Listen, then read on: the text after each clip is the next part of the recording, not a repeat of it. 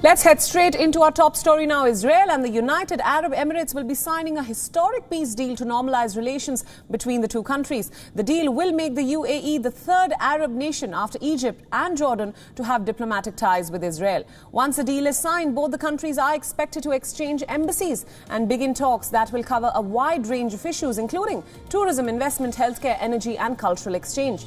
The deal is also expected to make the Al-Aqsa Mosque in Israel more accessible to Muslims around the world.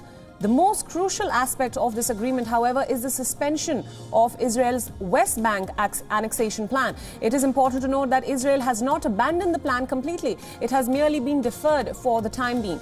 Israeli Prime Minister Netanyahu made it very clear that Israel will continue to claim sovereignty over parts of the West Bank.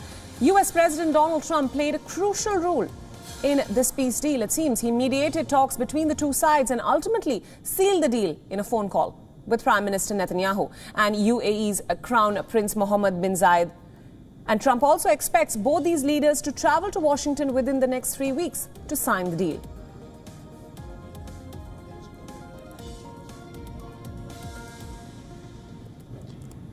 This is a truly historic moment.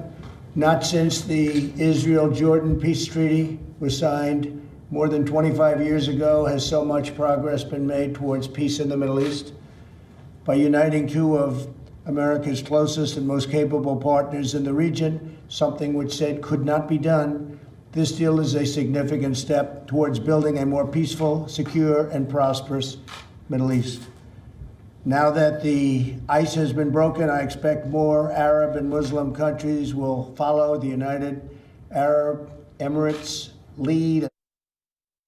The United Arab Emirates defended the deal, saying that it was the only way to avert the danger posed by the Israeli annexation. While this deal marks the beginning of the official ties between the two countries, experts say that Israel and the UAE have always taken part in backroom talks. Rivalry with Iran had pushed both these countries to establish unofficial ties a long time back.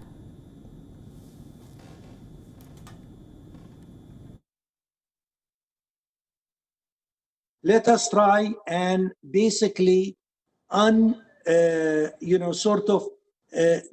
with the current threat towards a two-state solution, negotiations for a two-state solution. And the current threat is really this annexation of Palestinian territories. So this is how the idea began. And the idea was very clear that Israel will commit in a three-way phone call with the United States to stopping annexation, suspending it. For Prime Minister Benjamin Netanyahu, the deal is a major victory at a time when public mood has shifted against him. Netanyahu has struck a perfect balancing act by keeping the annexation plans alive and establishing new ties with the Arab world. The Prime Minister described the deal as the beginning of a new era. Well, today we usher in a new era of peace between Israel and the Arab world. I just came from an historic virtual conference between myself, President Donald Trump, and Crown Prince Mohammed bin Zayed of the United Arab Emirates. We announced the establishment of a full and formal peace between Israel and the UAE. It includes the mutual opening of embassies, direct flights, and many, many other bilateral agreements. This is the greatest advancements toward peace between Israel and the Arab world in the last 26 years, and it marks the third formal peace between Israel and an Arab nation. Now, to understand the global significance of a historic deal like this and also the role that the United States has played in it, we have Jagrati Dave joining us live from Washington, D.C. Jagrati, thank you so much for joining us. Now, tell us about the role that the U.S. President Donald Trump will play in this deal and what significance does it have globally? Well, it's unclear the role that Donald Trump, the US president, has played personally in this deal and in the ushering in of his administration's peace deal. But it's really a lot of the work has been led by his son-in-law, Jared Kushner, who has been developing these talks in the peace in the Middle East is one of those big issues that many US presidents have been working on, many often unsuccessfully for decades now, and it's one of those feathers in the cap that a US president is keen to have. So a president like Donald Trump, who believes in the art of the deal and believes himself as this sort of master negotiator, it's very important for him personally at the moment. Globally, of course, the Middle East, peace in the Middle East again has been a long sought after victory, but it's been notoriously difficult. And as I say, his son-in-law Jared Kushner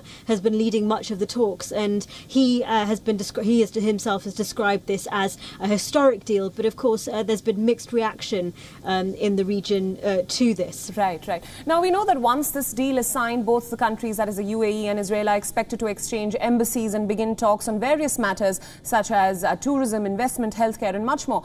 So, what does the US really stand to gain from this? We know that the timing of this deal is very suspect because it's right before the US elections, and as you said, it's a feather in the cap for the US president. But what does the US really stand to gain from this?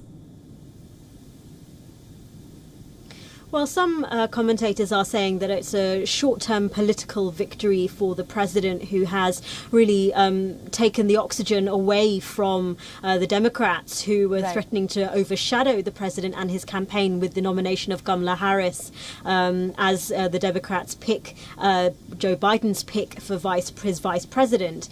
And so this surprise announcement has sucked a lot of the oxygen away from the Democrats. And so as a short-term political victory at a time where, as you say, it's coming close to months to the election, where the president does need a bit of a boost, given recent polls which show that he is trailing behind Joe Biden both nationally and in key battleground states.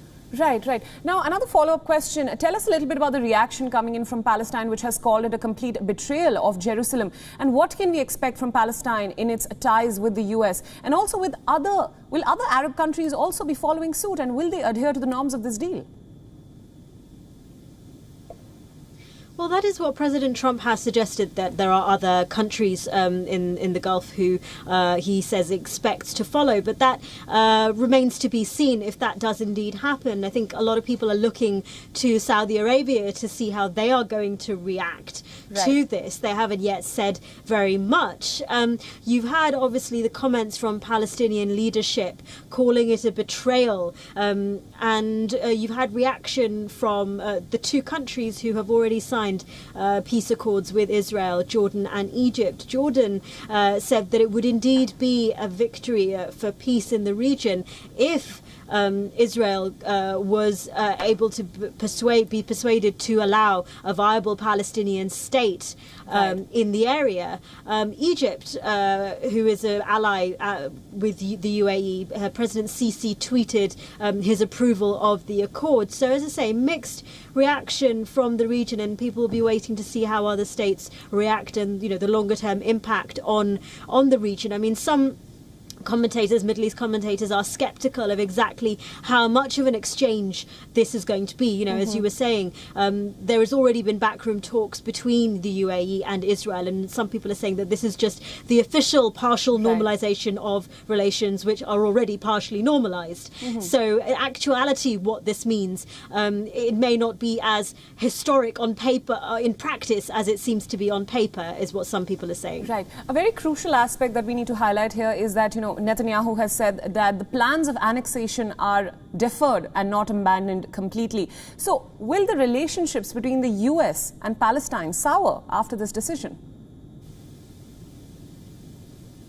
Well, the US and Palestinian leadership haven't really had communication, a direct line of communication in the same way that the US has with Israel. That peace plan that the Trump administration unveiled was also roundly criticized by Palestinian leadership. They had said that they hadn't had a line of communication with the administration. They weren't involved in the conversations around this. So it's the relationship relationship between the two hasn't been on the same level as the US-Israel the relationship has been there. So this is likely to just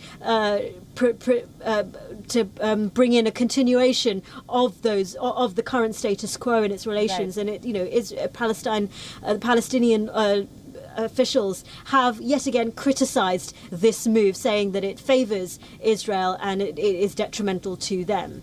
Right, Jagriti, thank you so much for all your inputs on this story, and thank you for joining us in this